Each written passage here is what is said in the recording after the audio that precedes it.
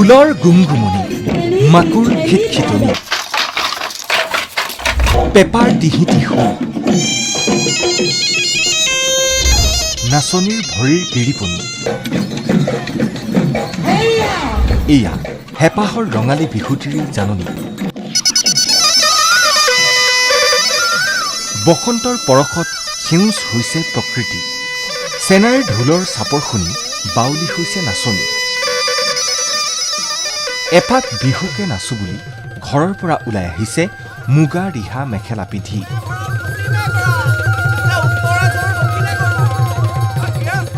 এয়াই অসমীয়াৰ বাপতি সাহোন বহাগৰ বিহুটি।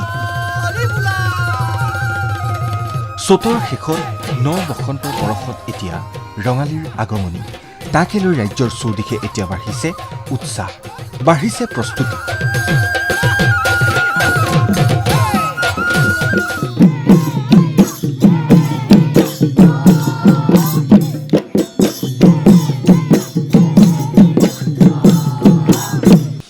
বিহুলৈ মাজত এতিয়া বাকী মাথো কেইটামান দিন। এনে সময়তে অসমীয়া ৰাইজৰ মন এইদৰেই হৈছে ৰঙীন।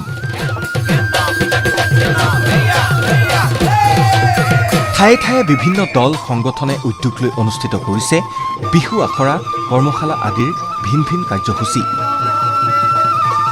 নাজিৰা, চামগুৰি, সোণাপুৰ, নাৰায়ণপুৰ, গহপুৰ, ছয়গাঁও, ধাৰাপুৰ, মৰিয়নি আদিকে ধৰি ৰাজ্যৰ প্ৰতিটো প্ৰান্তত এইদৰেই যুৱক যুৱতী, কিশোৰ কিশোৰী, আনকি শিশুসকলেও বিহু নাম গাই, নাচি, ঢোল পেঁপা বজাই বিলীন হৈছে ৰঙালীৰ আনন্দত।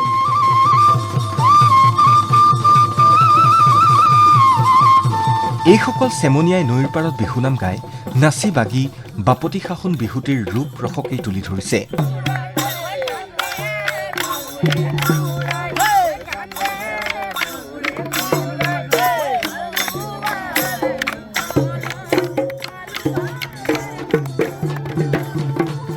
ল'ৰা বুঢ়া মেথা কোনো যেন বাদ পৰি নৰয় এই ৰঙালীৰ আনন্দ লোৱাৰ পৰা।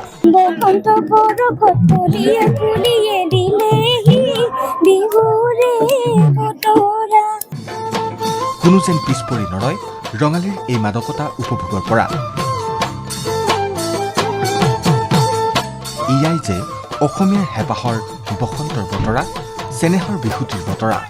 Bureau' report, ND24।